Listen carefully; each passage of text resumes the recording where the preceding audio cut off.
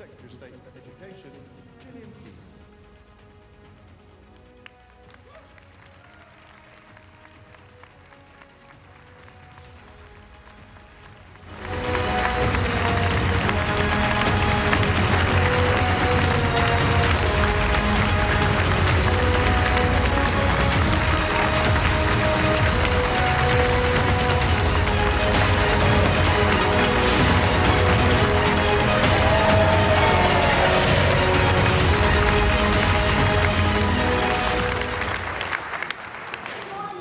Welcome to Silverstone. The first time I came here was as a young automotive apprentice, which seems like a long time ago. Well, in fact, it was a very long time ago.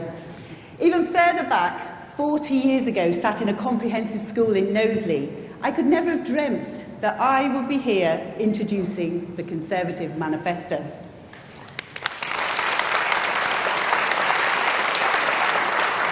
Now, my story isn't a stereotypical one for a Conservative cabinet minister. I grew up in Huyton, the constituency of Harold Wilson, in a die-hard Labour family. 92% of the children that I grew up with failed to get enough GCSEs, or O-levels as they were then, to provide them with the opportunities they needed to thrive in life. And it didn't need to be this way. I knew that my classmates were as talented as anyone else I've met in life, but their geography meant they were left behind. Now, I was lucky. I left school at 16 to do an apprenticeship, which led to a dream career in international business. And I believe that the bold action that we've since 2010 has helped to ensure that everyone can get the knowledge and the skills they need to fulfil their dreams. Now, we've had a clear plan, originally set out by Michael and built upon since, and that has led to 90% of our schools being good or outstanding, our children being the best readers in the Western world, and 11th for maths. And with over 5.8 million apprenticeships delivered since 2010, you can now become a doctor, a lawyer, an accountant, or even a Secretary of State with an apprenticeship.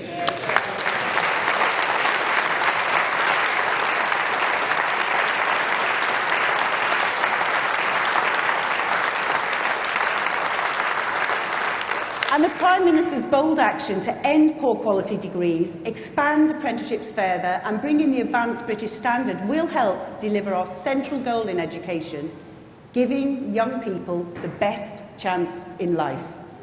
Now, every one of my cabinet colleagues could stand here right now and tell a similar story of transformation in their own areas. That's because it's what Conservatives do. We take a problem, we put a plan in place and we fix it. Whether it's creating 4 million jobs since 2010, increasing pensions, or cutting taxes, we've invested in Britain's future. But before we hear from Rishi about how we'll build a secure future for you and your family and our United Kingdom, we're lucky to be joined by one of our greatest local leaders, whose determination and drive has rejuvenated Teesside after decades of being overlooked by Labour. Ladies and gentlemen, please give your warmest welcome to Ben Houcham. Please welcome Dean Valley Mayor, Ben Houcham.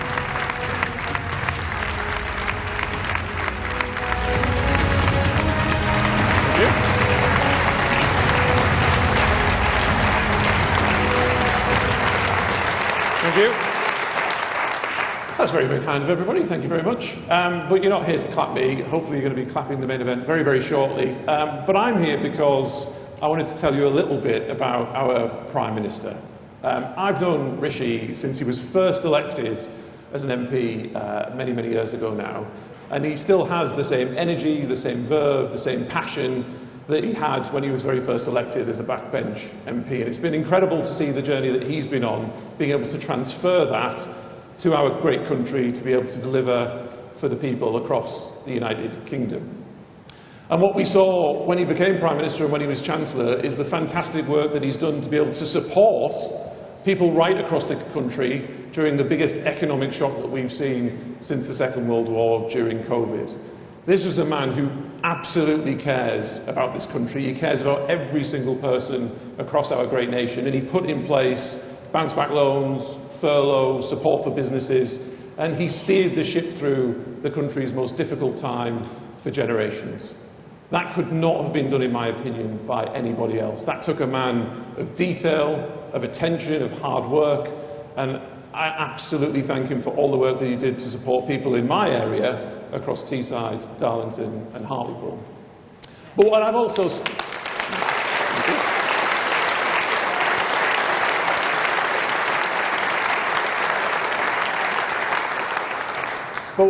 seen is a man who drives for more as well. He knows we've been through difficult times, he knows there's a lot more to do, and no better place have I seen that applied than in my area of the Tees Valley. When I was first elected in 2017, Teesside, Darlington, Hartlepool were places that were never mentioned in the media, they were never mentioned in Parliament, and that was because we had wall-to-wall Labour councils, we had wall-to-wall Labour MPs, and they turned up every now and again when they wanted their picture taken because they had no real care for the local area, because they took it for granted. It had been Labour since the war, left, right and centre, and they got complacent.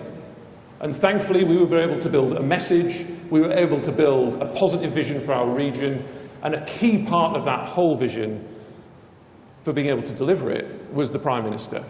The plans that we've delivered over the last 7 years have helped to start to transform my region.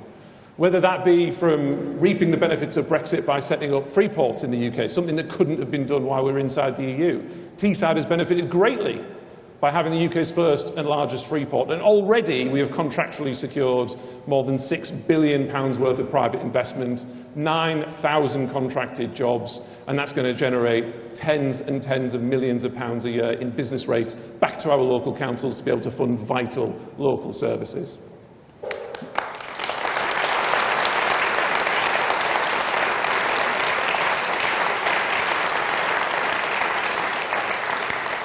Something that would not have been delivered under a Labour Party, in particular under Keir Starmer, who fought for a second referendum at every single opportunity, trying to ignore the will of the people.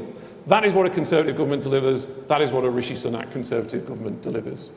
And what we also found in Teesside is, just before I was elected, that the steelworks closed in 2015, putting more than 3,200 people out of work. Something that shook our local community, something that caused devastation to families right across our region. And now, as we fast forward with the plans that I've put in place, working with a strong Conservative government led by Rishi Sunak, we've been able to secure those jobs, all of that investment, and more importantly, we've been able to bring back steel making to Teesside, something that we have been built on and founded on for the last 200 years, but doing it in an environmentally friendly way with electric arc furnace technology, creating jobs, keeping steel making in this country as a vital industry, all done because of the support that we've been given by the central government, delivering on our plan locally.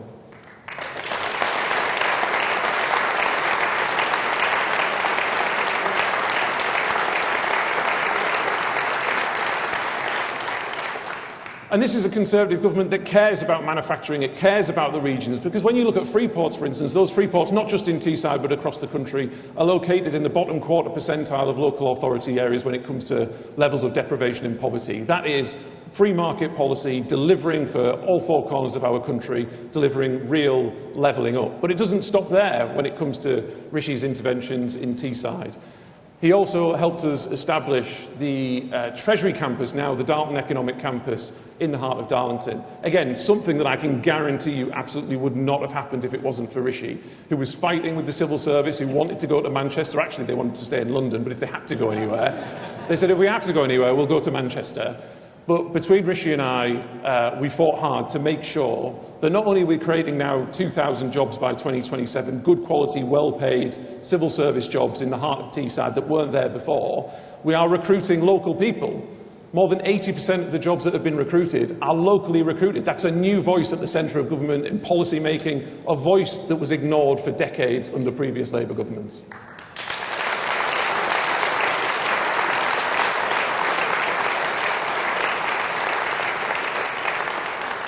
And again, what was the alternative? Indeed, the Leader of the Opposition stood up in Parliament and actually said bringing the Treasury and creating all of these jobs in Darlington, giving the regions a voice, wasn't levelling up, it was levelling down. It was giving up, that's what he said. That's what you will get with a Labour government. No aspiration, no positivity and no plan for our future. None whatsoever. And what's even more important when you contrast the clear plan that Rishi is going to be delivering to this country and has delivered in places like mine, you have a Labour Party that has no plan. It said it's not going to borrow more. It said it's not going to cut public services, yet it wants to borrow more than £38 billion over the next 4 years. But it won't tell you what taxes they're going to raise. We're going to raise taxes. He actually said that, I think, in the TV debate last week. We're going to raise some specific taxes, but he's taking the great British public for chumps. He thinks he can glide through this election pretending as if everything's going to be fine. It's going to be changed, but we don't know what we're going to change to. We're going to do some stuff, but we're not going to tell you what it is. We're going to raise some specific taxes, but you'll have to wait and find out until you elect me.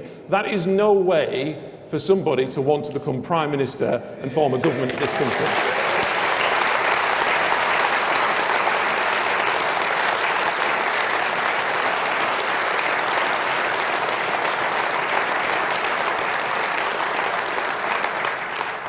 And so you'll be hearing very shortly from the Prime Minister, but you have the fact that this Prime Minister delivers. He delivered for people during the COVID crisis. He's delivered for people during the cost of living crisis over the last few years in relation to helping people manage people's energy bills. And he's delivered for places like Teesside. And so this manifesto is an extension of that. This is a further manifestation of how the Conservative government, led by Rishi Sunak, will transform and continue to improve the lives of people across our great nation for the next Parliament. This is a man who, when he puts a plan together, he goes into the detail, he delivers it, and he makes sure he delivers it. He doesn't stop halfway. This is a man, as I said, he works hard, he cares. I've never seen anybody as attentive and wanting to get things done as this Prime Minister. And this is the man that can deliver, because the alternative just doesn't bear thinking about. So please, back our Prime Minister. Make sure we return a Conservative government, because the alternative will be absolutely Armageddon. Raise taxes, jobs lost, and an absolutely catastrophic future for our country. So before I introduce the Prime Minister, there is going to be a short video. Thank you.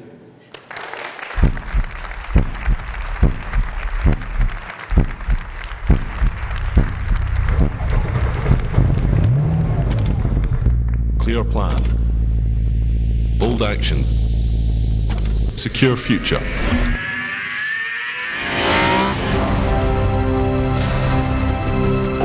We're working for a Britain where we have renewed confidence in ourselves and our communities.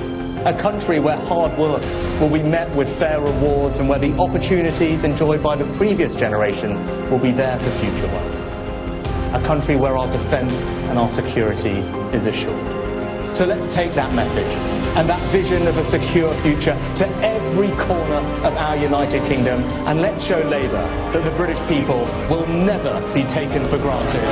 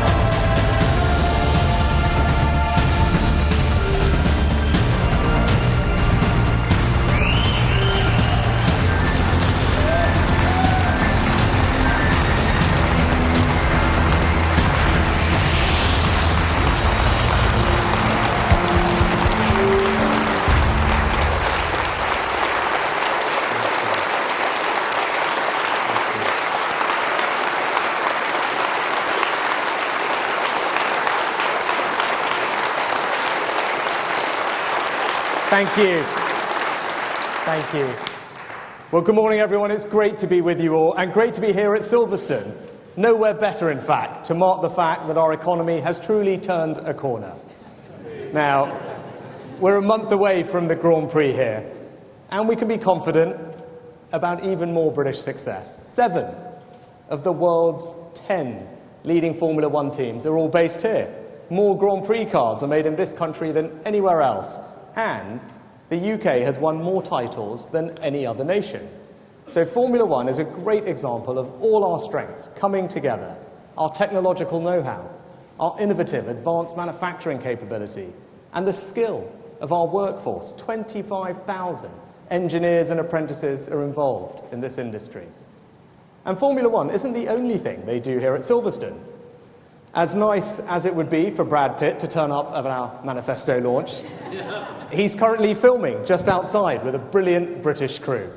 One of the many UK-based productions taking place thanks to our support and tax cuts for the creative sector. So, from the Northern Studios in Hartlepool to Pinewood to the coming Crown Studios in Sunderland, Britain is truly now the creative capital of Europe. So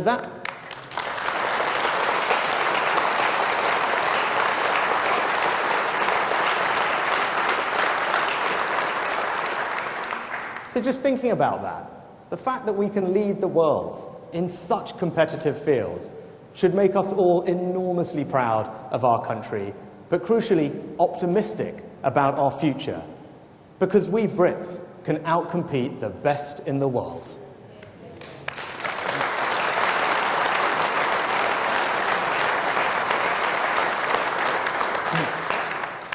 And what we Conservatives want is more British success stories, and that's what our manifesto will deliver. Now, the last few years have been some of the toughest our country has faced in decades. We were hit by COVID and then the spike in energy prices following Putin's invasion of Ukraine. But economic stability is now returning. Inflation back to normal. Real wages been rising for almost a year now, and the economy growing healthily again. So the question now is, who is best to turn that foundation into a secure future for you, your family, and our country? Now, this manifesto is our clear plan for the United Kingdom. It's about the bold actions that we will take to deliver that secure future. And we Conservatives know that security is essential for success. And that's why we're raising defence investment to 2.5% of GDP by 2030 to deal with the increasingly uncertain world that we live in. This is the biggest sustained increase in the defence budget since the end of the Cold War, and one that Keir Starmer will not match. Labour would rather keep the civil service at its bloated, pandemic level rather than give our armed forces the equipment they need. And when there is a war in Europe, turmoil in the Middle East, China flexing its muscles in the South China Sea, we are in a world of increasing threats, and we must show our enemies that this country, with our allies, will stand strong. Now, this axis of authoritarian states, Russia, China, Iran, North Korea, must know that their attempts to destabilize our world will simply not succeed.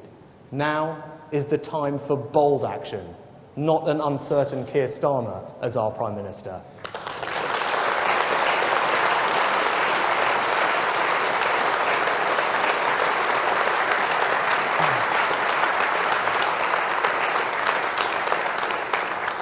Now, our increase in defence investment will not only fire up our defence industrial base, creating good jobs here at home from Barrow to Lossiemouth, but allow us to stand up for our interests, deter our enemies, and defend our values.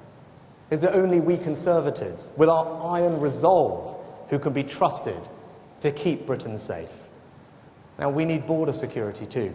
The confidence that it is your government that decides who comes to our country and not criminal gangs.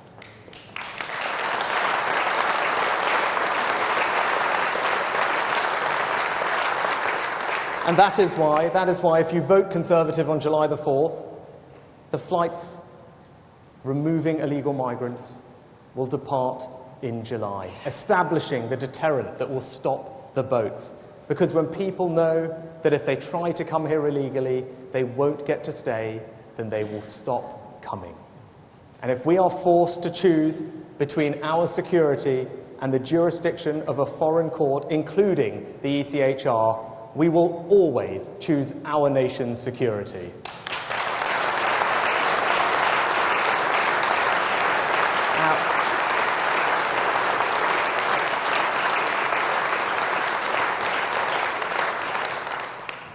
But Labour have no answer to this question.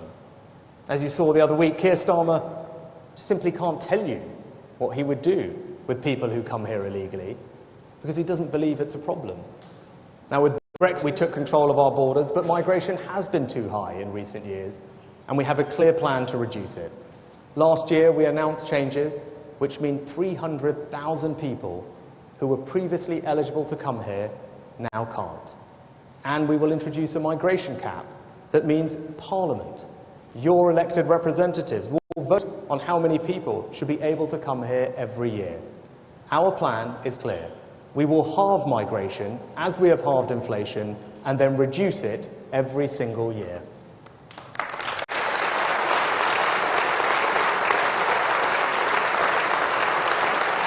Now, we don't just need military and border security. As Putin's invasion of Ukraine has shown, we need energy security too. It is only by having reliable, homegrown sources of energy that we can deny dictators the ability to send our bills soaring.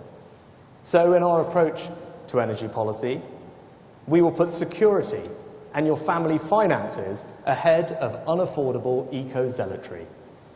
Unlike Labour, we don't believe that we will achieve energy security via a state-controlled energy company that doesn't in fact produce any energy. That will only increase costs. And as Penny put it well on Friday, there's only one thing that the GB in Starmer and Miliband's GB Energy stands for, and that's giant bills.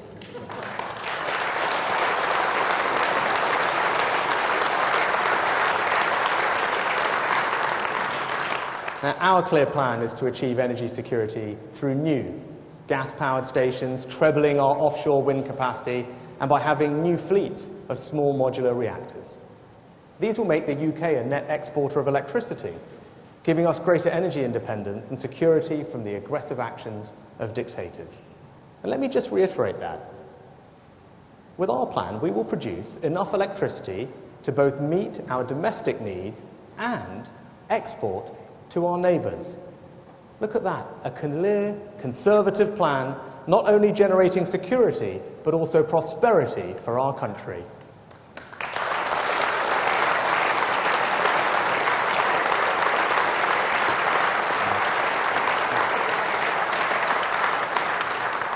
And we Conservatives also have a plan to give you financial security.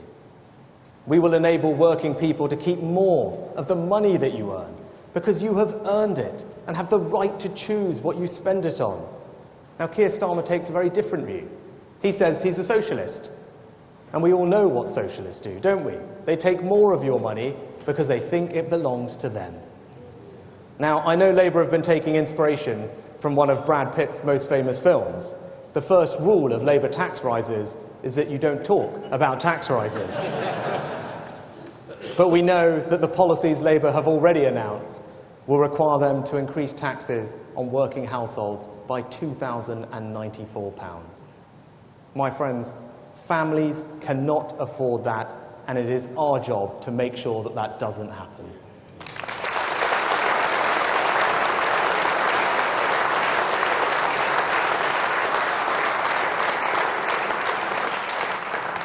Now, I had to take difficult decisions because of COVID, but now we are cutting taxes for workers, for parents and pensioners. And we are the party of Margaret Thatcher and Nigel Lawson, a party, unlike Labour, that believes in sound money. So today's plans, and you would expect nothing less from Jeremy and me, are fully funded. We will pay for permanent reductions in taxation by controlling the unsustainable rise in working-age welfare that has taken off since the pandemic. In this party, we believe that it is morally right that those who can work do work, and that hard work is rewarded with people being able to keep more of their own money. So we will ensure that we have lower welfare so that we can deliver lower taxes.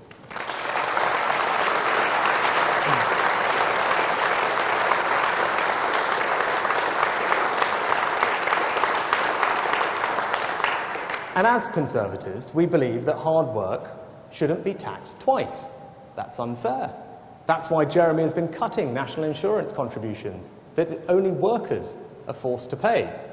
Our national insurance tax cuts are already worth £900 to the average worker. And we will keep cutting taxes in the coming years, meaning that by 2027, we will have halved national insurance to 6%. That is a tax cut, my friends, worth £1,300 to the average worker.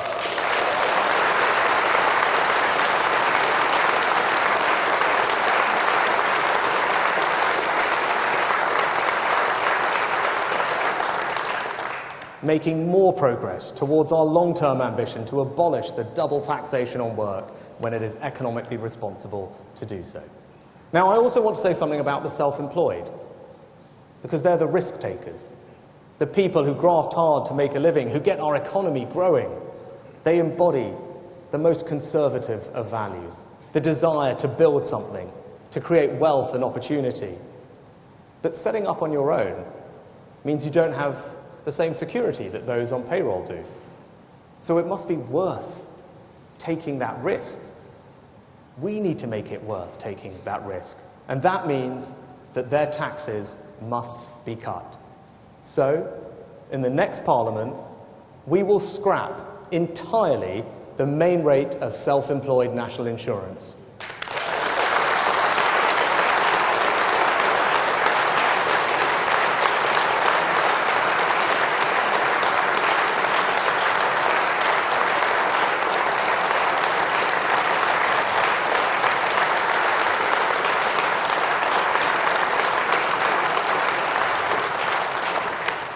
A tax abolished and enterprise encouraged. We want to encourage more people to become entrepreneurs, to set up their own businesses, to try and make something of it. So we will abolish that tax for millions of our hardest workers and create a new culture of enterprise in our country. We Conservatives want a Britain where setting up a business is as natural as taking a job. So we will do more for the self-employed so that they can do more for Britain.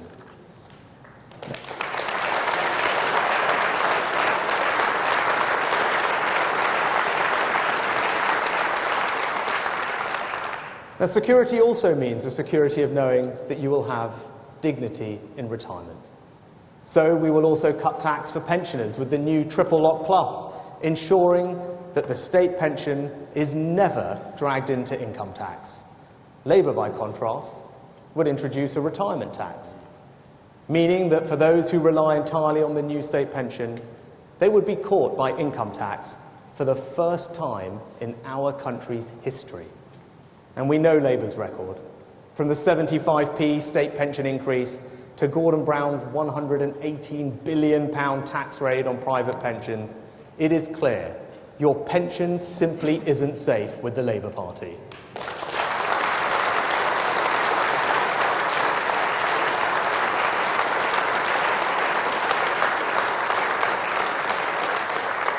And we Conservatives want to spread opportunity across the whole of our United Kingdom. We don't want you to leave the place that you call home to succeed. And ultimately, that is a test of levelling up. So we will give our young people the skills and opportunities they need to succeed in today's world. We won't cling to outdated ideas, such as the belief that the only route to success is through university. So we will curb funding to rip off degrees and use it to fund 100,000 new high-quality apprenticeships.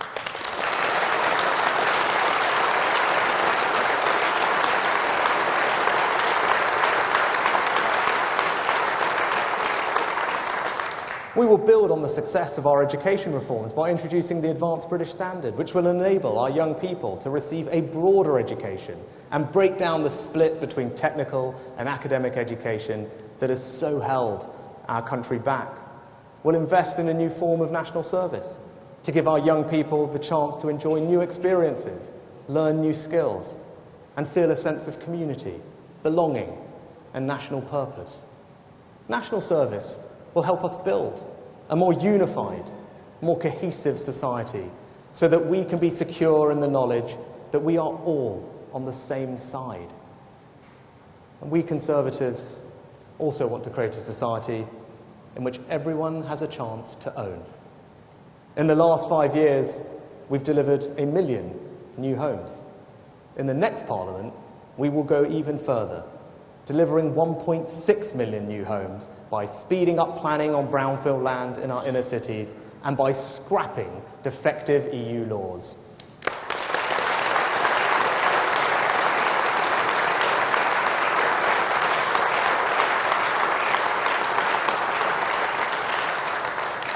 And we will go further, because we Conservatives believe in tax cuts. So, for young families, for the first-time buyers purchasing a home up to £425,000, we will abolish stamp duty entirely.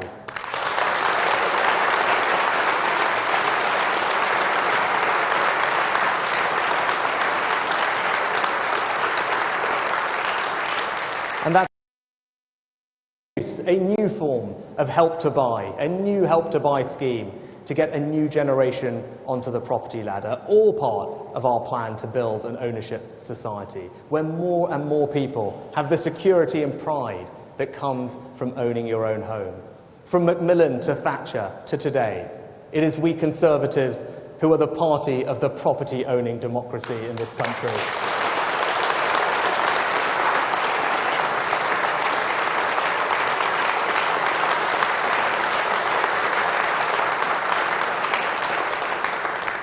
In fact, we want to make life easier for people at every stage of their lives. So we'll also give working parents 30 hours of free childcare a week from when their child is 9 months to when they start school. We'll make child benefit fairer and simpler by moving to a household system that no longer penalises single-earner households and ensuring that any family that earns less than £120,000 a year will receive it. That tax cut is worth, on average, £1,500 to 700,000 families, showing, once again, it is we Conservatives that are the party of the family, and we will always champion them.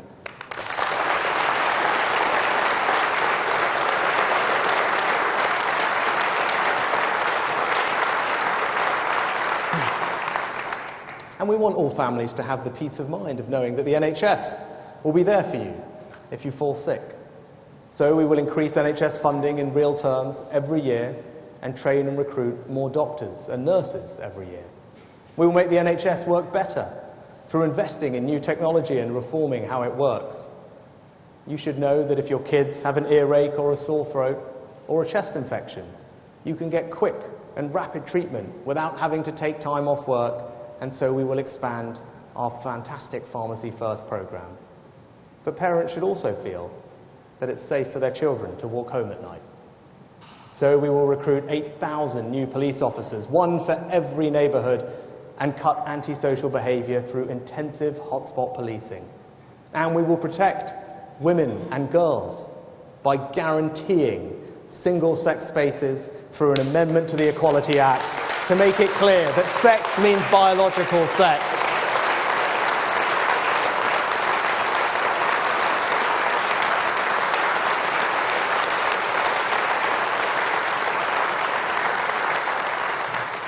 Now, Labour like to talk the country down. They want to pretend that everything would be great if they had never left office and pretend that somehow we have not achieved anything. But that's just simply not right. Remember the note that said there's no money left? When Labour left office in 2010, unemployment was higher than when they came into government. Public and private debt was accumulating, the banking system was broken, the deficit was ballooning, and even Labour accepted that after years of spending, significant cuts in public expenditure were required. They went into the 2010 election admitting they would have to make cuts. Labour left Britain on the brink of bankruptcy.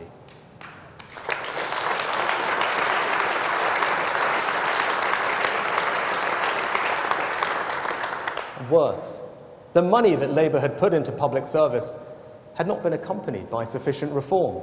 Labour's welfare system was more about disguising how many people were out of work than actually getting people back into employment. And for all the money that Labour had put into education, our schools were falling down international league tables. And almost half of Labour's increase in the NHS budget had been swallowed up by higher pay and more bureaucracy. And despite that awful inheritance, we've delivered the third highest rate of economic growth in the G7, created 4 million jobs, 800 a day. With Kemi using our Brexit freedoms to open up new markets, we have now overtaken France, the Netherlands and Japan to become the 4th biggest exporter in the world.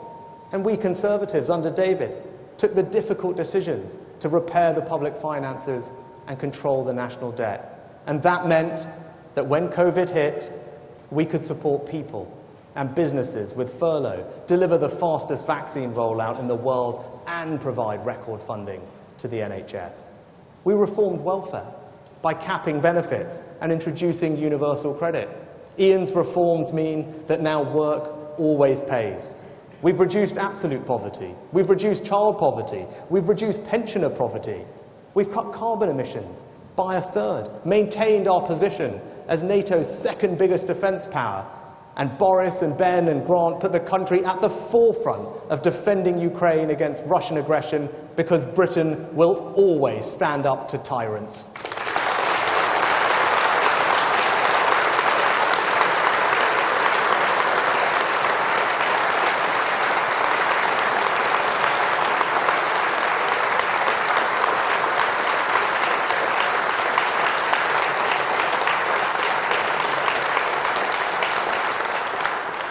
We've halved violent and neighbourhood crime, thanks to the work of Home Secretaries from Theresa to Priti to James, and improved standards in our schools.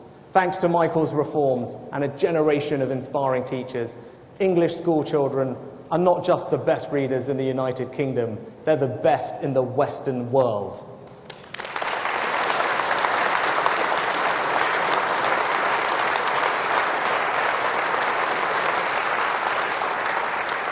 We strengthened our United Kingdom with the forces of separatism in retreat. We legislated for equal marriage, and now it is not even surprising for so many people from diverse backgrounds to sit around our cabinet table. I know you'll agree with me. We may not have got everything perfectly right, but that is a record I am mighty proud of.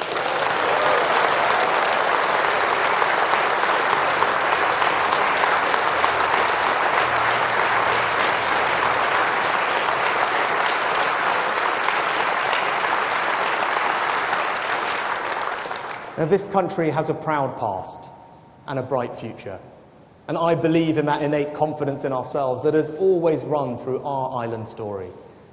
And just as we're proud of all that we created, invented and discovered in our past, so we can be confident and optimistic about what we will achieve in our future. But I'm not blind to the fact that people are frustrated with our party and frustrated with me. Things have not always been easy, and we have not got everything right. But we are the only party in this election with the big ideas to make our country a better place to live.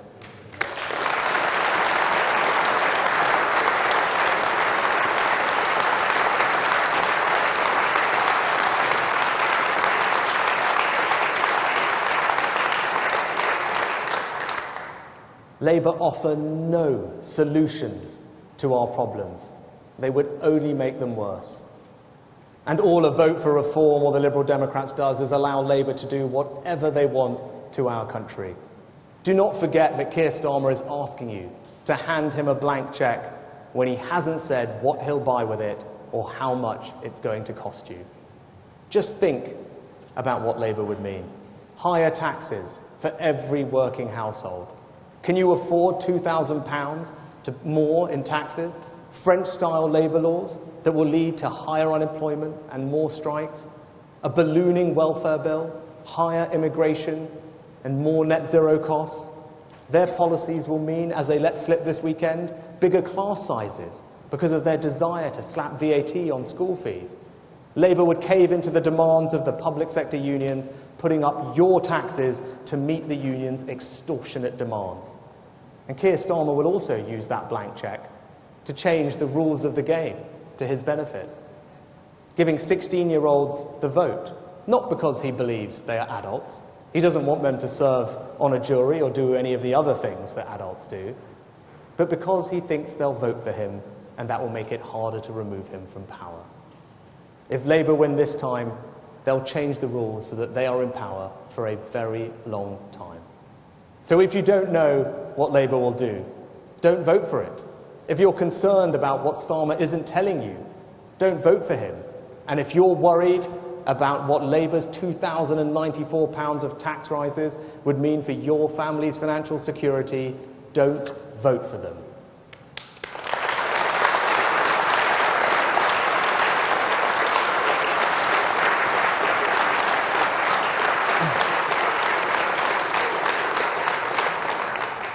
In conclusion, let me say this.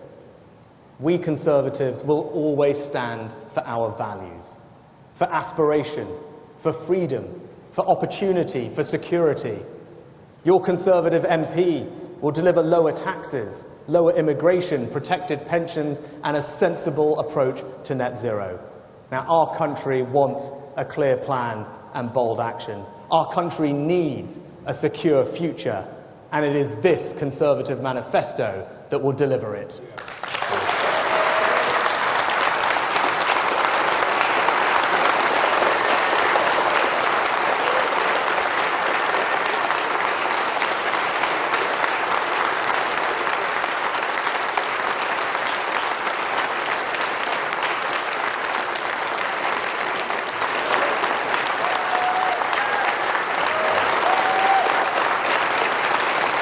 Thank you.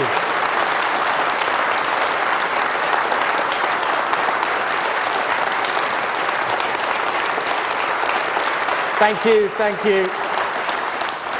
Right, we've got lots of questions from the media to come, so the fun hasn't stopped. Here we go. Let's start with GB News. Prime Minister Christopher Hope from GB News. You stand in front of a slogan saying clear plan, bold action, secure future. Well, why not be bold and commit to pulling out of the ECHR if it keeps stopping the small boats? Thanks, Chris. I've been clear throughout that I believe that our plan is compliant with all our international obligations. But I've also been clear, and the manifesto is crystal clear, that if we are forced to choose between the jurisdiction of a foreign court, including the ECHR, and our country's national security, then I'm going to choose our country's national security every single time.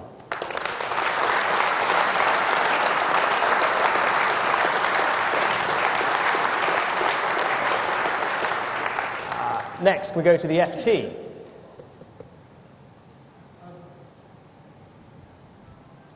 Prime Minister, George Parker from the Financial Times. You represent a northern seat, Richmond. You've seen the opinion polls. You've seen Keir Starmer campaigning in the north of England. Do you reflect on the last 5 years and consider you may have let down the areas you promised to level up, and whether indeed there's a reckoning coming? George, I don't know if you were here before, but I don't know if you heard the speech from the Conservative Mayor of Teesside, who is right here.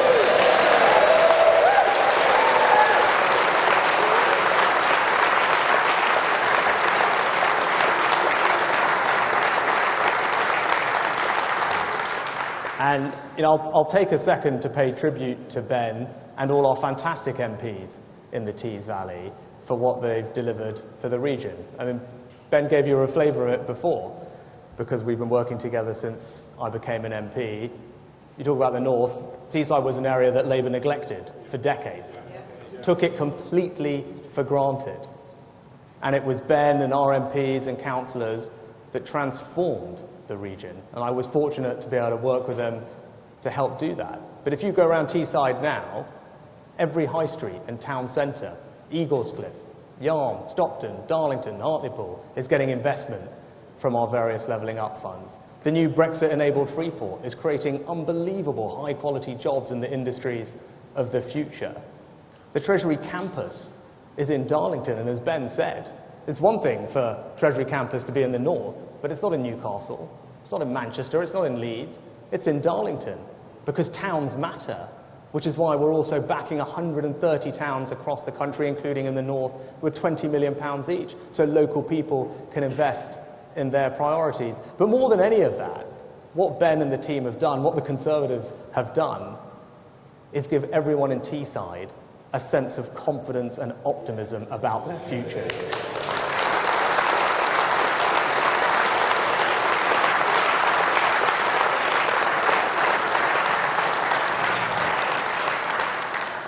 Next, we go to the BBC. Thank you, Prime Minister. Chris Mason, BBC News. For much of the last 18 months, you've tried everything to try and revive Conservative fortunes, and not much appears to have worked. Could we rename this document today your Last Chance Saloon? What do you think is in this that can shift things that perhaps haven't shifted up until now? Thank you. Well, Chris, I've been very clear when I got this job. We'd been through a very difficult time as a country. But thanks to the hard work and resilience of the British people and the actions of the government, we have truly turned a corner. Inflation back to normal, the economy growing, wages rising, energy bills falling. And that's why this election is right to talk about the future. The future that we want to deliver for our country is one where, above all, families will have financial security because their taxes are being cut. Look at what this manifesto contains. A tax cut for everyone in work as we halve the rate of national insurance. A tax cut for the self-employed, abolishing the rate of self-employed national insurance in the next Parliament. A tax cut for pensioners, protecting the state pension from paying Labour's retirement tax in the next Parliament because we believe in a country where you have dignity in retirement. A tax cut for parents, because we want to support working families, making sure that they get support with their children's costs, and a tax cut for all young aspiring homeowners as we abolish first-time buyer stamp duty up to £425,000. That is bold action from this Conservative government, this Conservative party, to deliver a more secure future. But it doesn't just stop with our tax-cutting agenda. We're spreading opportunity through 100,000 new apprenticeships and a modern form of national service. We're ensuring our border security with a new legal migration cap in Parliament and a plan to get the flights off to Rwanda, and we're ensuring our country's energy security, but also doing it in a proportionate way that lowers people's bills, does not saddle them with extra costs in an ideological pursuit towards net zero. That is the offer in this manifesto, and there is a clear choice at this election. We are the only party putting bold action on the table to transform our country. Labour have nothing to say about the problems our country faces and how best to address them. Nothing. Keir Starmer is asking for a blank cheque, and he will not tell people which taxes he is going to put up that are ultimately going to cost them £2,000. So if you want a secure future, if you want lower taxes, if you want your pensions protected, if you want a more sensible approach to net zero, and you want your border secure, vote Conservative at this election.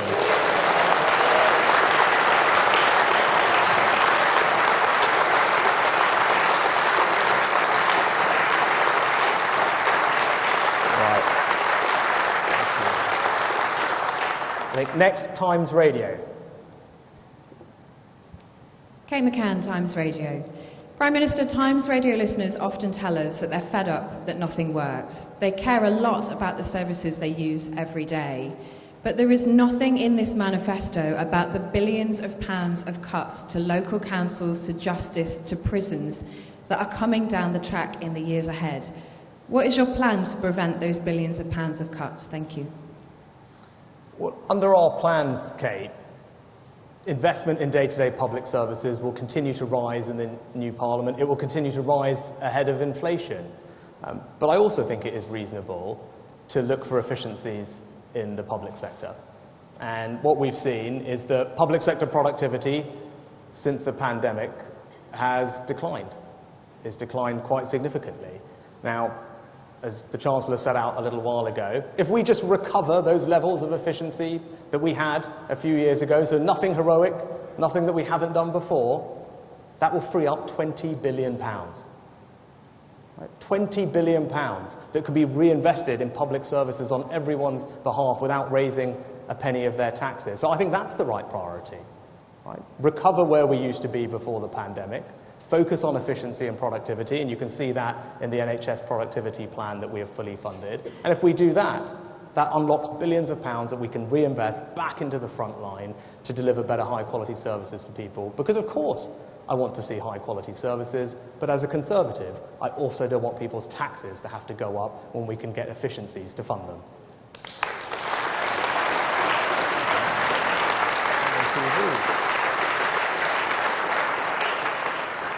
ITV. Prime Minister, Tories in government since 2010 have been pushing up the tax burden, the share of national income taken by tax to levels we haven't seen since the late 1940s. Why should anyone believe you when you say you're going to cut tax? Well, simply, Robert, because we already have.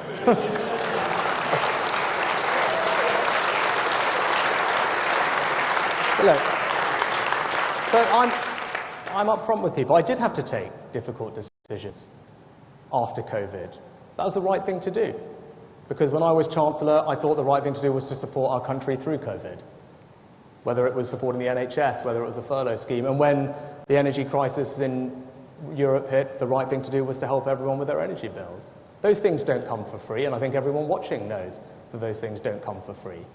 And you don't build our country's long-term financial security by shying away from difficult decisions like that. That's not the type of leader I am. So I did make those difficult decisions. But now that our plan has worked, inflation is down, wages are rising, the economy's growing, we have started cutting people's taxes. This year, everyone in work is getting a £900 tax cut on average, thanks to what Jeremy has done. And we're cutting taxes for businesses, making this the most attractive country in the world for businesses to invest. Something that hundreds of our leading businesses describe as the single most transformational thing that we could do for growth and productivity in our country. Delivered it. So yes, people can trust me when I say we're going to keep cutting their taxes. One, because we've set out a very clear plan to pay for it, because I think the welfare bill is growing at an unsustainable rate, and there is an opportunity, again, just to reverse some of the damage that COVID has done to free up an enormous amount of savings that we can reinvest in tax cuts, but also because that's the type of country I believe in. And that's why people can trust me. I believe in a country where hard work is rewarded. That's why I want to cut people's tax when they're working hard. I believe in a country that encourages entrepreneurship and risk-taking and small businesses, which is why I want to cut taxes for the self-employed. I believe everyone should have the ability to own their own home. So I want to cut taxes on stamp duty. I believe if you worked hard all your life, you should have dignity and security in retirement, which is why we want to cut taxes for pensioners. And there is nothing more precious in life than my family.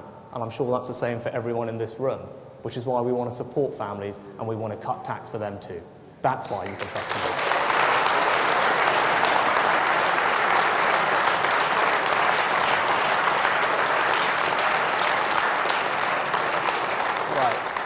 Can I go to the Daily Mail? Thanks, PM. Jason Gross from the Daily Mail. You're targeting the self-employed here. Do you think White Van Man can swing this election for you? And on the wider picture, there's a lot to say in here about tax, but unless I've missed it, nothing about the overall burden. Can you today guarantee us that if you get in, overall taxes will be lower by the time you've finished? Yeah. Jason, because of the measures that are announced in the manifesto, and you can see the document afterwards, the tax burden will be about 1 percentage point lower in every single year compared to the forecast that you saw at the spring budget a couple of months ago that Jeremy outlined. And you talked about a particular group. I do think there is something that is special about those who are self-employed. Now, I come from a small business family myself, but those people who are setting out on their own, taking that risk, do something that's incredibly brave. Right? And our economy is built on people like that. They don't have the security of knowing that the paycheck's coming at the end of every month. They're out there working incredibly hard to provide a better life for them and their families, hoping that they can start like that and grow something bigger. And I think that is enormously brave. And they deserve all our admiration, but they also deserve our support. And that's why we want to take the bold action to abolish the main rate of self-employment national insurance in the next Parliament, demonstrating not just that we want people to have financial security, but demonstrating our values and the type of economy and society that we want to build.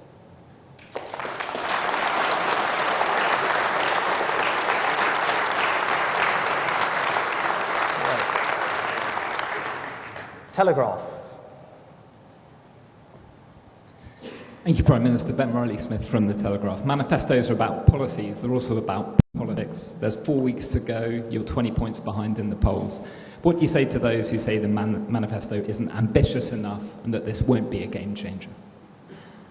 Well, Ben, just to repeat what I said before, right, the tax cuts that I went through, tax cut for everyone in work that will be worth £1,300 in the next Parliament as we halve national insurance, tax cut for the self-employed where we abolish the rate of self-employment, a tax cut for everyone who's wanting to start buying their own home as we abolish the stamp duty for first-time buyers up to 425k, a tax cut for families to support them as they bear their young children, and a tax cut for the millions of pensioners in our society. So yes, I do believe that is bold, and that comes on top of the action we've taken to secure our borders, to get flights off to Rwanda, a new migration cap, and a more proportionate approach to net zero. But the choice at this election is clear, because all elections are ultimately a choice. Either Keir Starmer or I are going to be Prime Minister on July the 5th. If I'm Prime Minister, you will have this bold action. All you've got from the Labour Party is a blank sheet of paper. Not a single big idea that has been put on the table in this election campaign so far. Right? When the first announcement we made, a new form of national service, which has completely energised conversations everywhere across the country. And yes, not everyone will necessarily agree with it, but no one can deny that it is not bold action that can transform our country, and I think transform our country for the better. Nothing comparable to that from the Labour Party. So as people think about the choice, yes, of course, there are challenges we face as a country, but they should ask themselves, who has the solutions to those? Who is going to do things that are going to actually deliver the change that you want to see? The only thing that is certain about Keir Starmer and the Labour Party is that they're going to put up everyone's taxes, and they're going to put them up by £2,000, and I'm going to fight very hard till the last day of this election campaign so that that doesn't happen.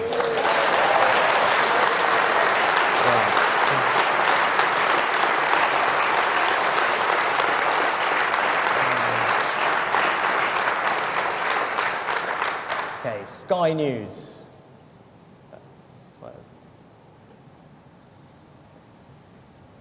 Thank you, Prime Minister.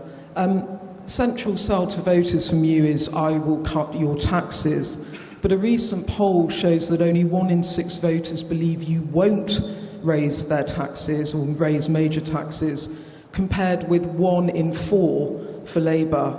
Labour's more trusted on tax than you at the moment. That's your record as Chancellor and now Prime Minister. I'm sure it's a disappointment to you. Haven't you blown it now, whatever you say? Thank you. Well, Beth, I'm actually very proud of my record as Chancellor.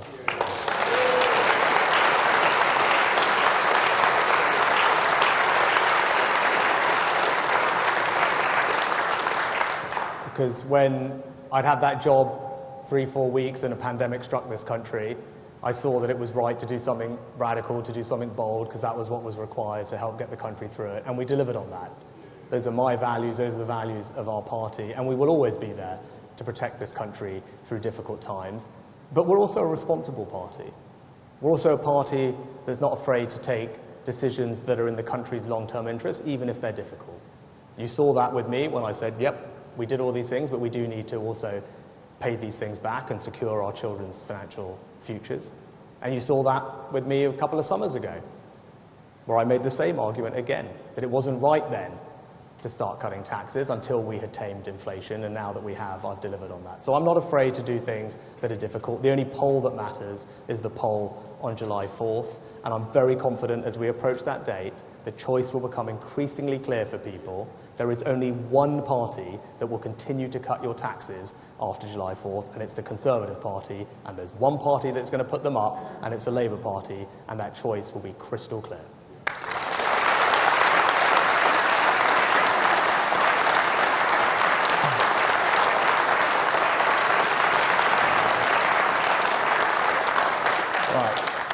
The Sun. Thank you, Prime Minister. Harry Cole from The Sun. Your manifesto here says that you'll process tens of thousands of outstanding asylum claims within 6 months. But all the Home Office statistics show that speeding up the processing of asylum claims leads to higher levels of approval. When Labour suggested this exact policy, your own ministers called it an amnesty. So is this what your policy accounts to, an amnesty for asylum seekers? And if I may, on Chris's point, you're hemorrhaging support to Nigel Farage. Why on earth not go harder on the ECHR? Why fudge it? Thank you. So, Harry, that's just simply not right.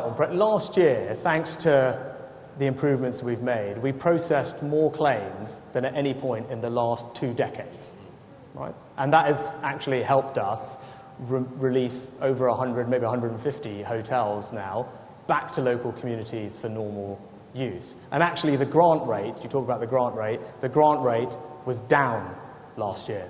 It was down.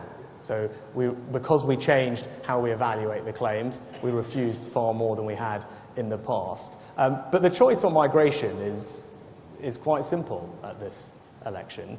You know, I believe you need a deterrent. Right? We've done lots of things that have helped us get the numbers down by a third last year, and those are all good and sensible. But in order to fully solve this problem, it just needs to be clear that if someone comes to our country illegally, they can't stay.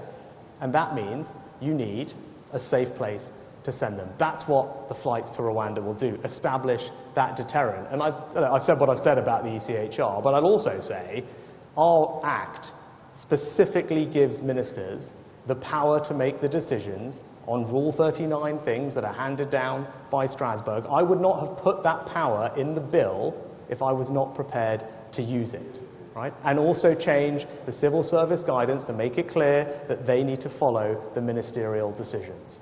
But I'd also point out that, as we've seen in the last month or so, multiple other European countries all agree that having a deterrent like that, safe third countries to return people, is a crucial part of solving this problem. So when I made my speech just after becoming Prime Minister, I said on this issue, where we lead, others will follow. That is now happening. The only person who has not got that memo, normally he's very in favour of EU alignment, is Keir Starmer. Right?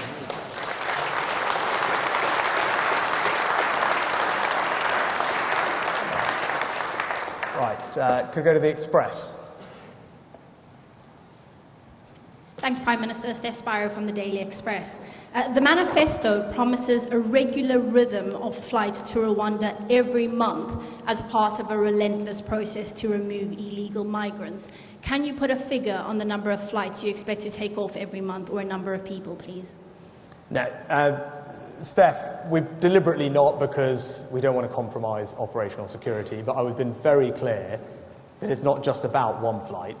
You do need a regular rhythm of flights because you need to build that deterrent. And what I can tell you is that the airfield is on standby. Illegal migrants have already been detained. Escorts have been trained.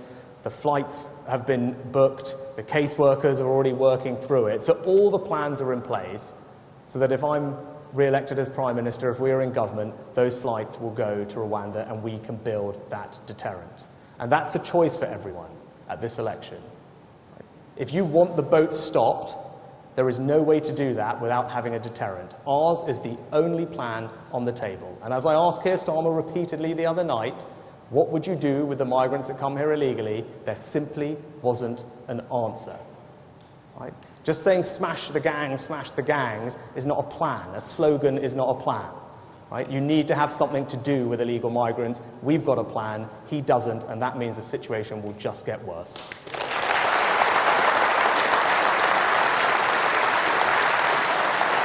Right.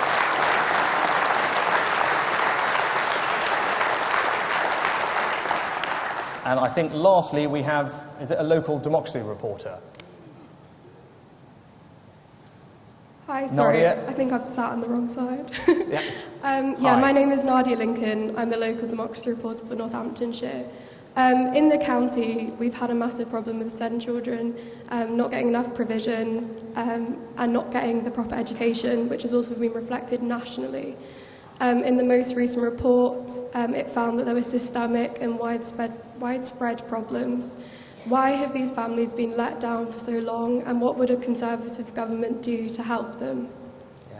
Thanks, Nadia, and we want to make sure that children everywhere, and regardless of their backgrounds, get all the support and the opportunities they need to live fulfilling and thriving lives. When it comes to SEND in particular, we've raised the funding by about 60% overall over this Parliament. I don't have the figures off the top of my head for Northamptonshire, but what we're talked about in the manifesto is to open many more SEND-free schools, which is in the manifesto and funded, because we know that provision needs to increase, and the manifesto makes specific provision for that, because as I said, this is about making sure children, no matter where they grow up in our society, have all the opportunities to be supported and to thrive, and that will always happen under a Conservative government.